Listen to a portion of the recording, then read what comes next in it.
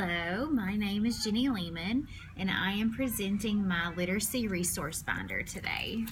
So here's my binder, and I have it all broken up in sections. So section 1 are all of my ASHA documents.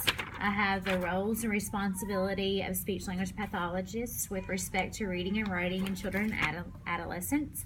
I have ASHA's Code of Ethics.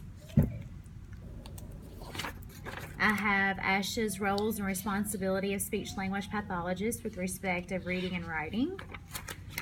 I have reading and writing literacy, and I have Let's Talk for people with special communication needs. Section number 2 are my literacy assessments.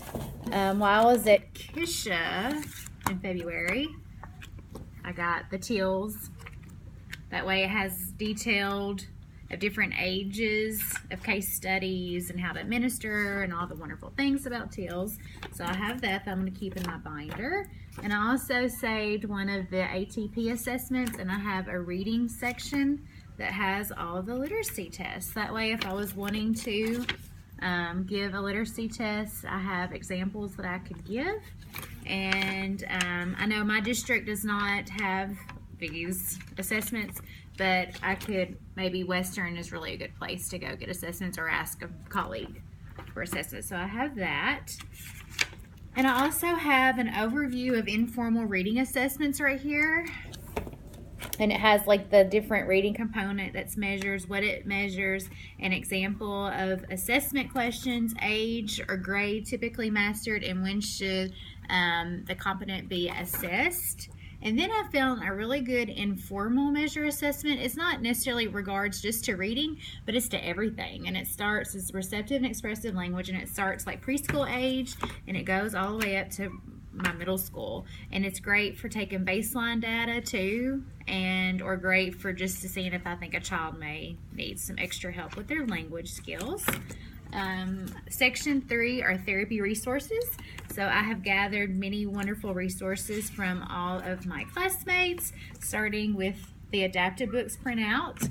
I will not go over all those, but I have some in my binder, and plus I have some from when I was at Western. When I was at TC Cherry, we did a literacy with each day, and so we gathered all of our resources. So this is If You Give a Mouse a Cookie, Is Your Mama a Llama, Where's Spot, Brown Bear, and Sheep in a Jeep. So those are just some more that I'm going to add to my binder, and I'll keep this at school. That way if I ever want to do a literacy unit, I can just go straight to this, and I'll be like, oh yeah, there we go. I can use Sheep in the Jeep this week.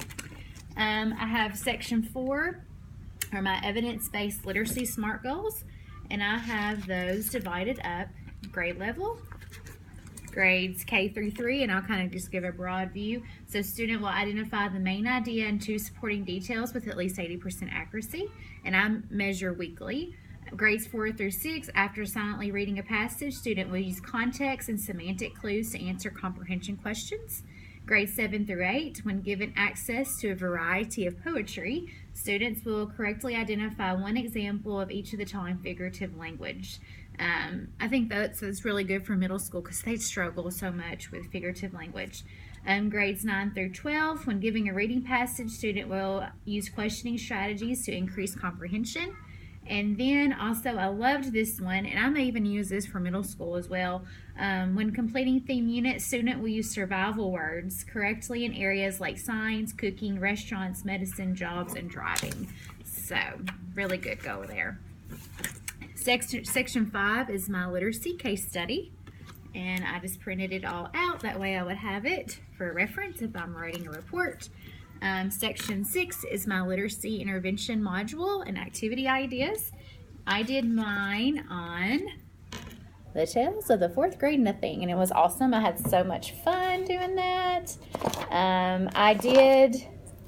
Here's my text, my target words and story order.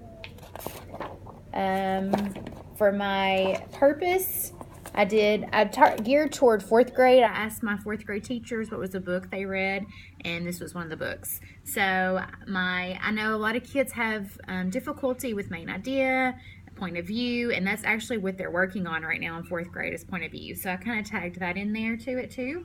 But so determine a theme of the story, drama, or poem from the details in the text and summarize the text. Apply details of a text to determine the theme and define theme, and then summarize key details of the theme. And that's all I did. All the activities that related towards that. Here's my interactive journal. Reading is thinking. For my connection activity, I did a cause and effect. And then for my review, I just went over the details, point of view, and identify theme. In chapter 7, the chapter that I'm using, Peter and his friends had to do a class project, and they did categories of transportation, land, sea, and air. So I'm kind of doing the same thing, and I did more transportations that you don't see, very often. And they would have to drag those to the appropriate, if it's a land, sea, or air transportation. And then I have the answer key, because in the middle of therapy, it's nice to have the answer key right there for you. And then I also have my chapter 7 right there behind it. Section 7, literacy research articles. And this is the one, no, I put in alphabetical order. Beyond the pages of a book, interactive book reading and language development in preschool classrooms. I try to find articles that are relevant to me. Characteristics of children who struggle with reading. Teachers and speech language pathologists collaborate together.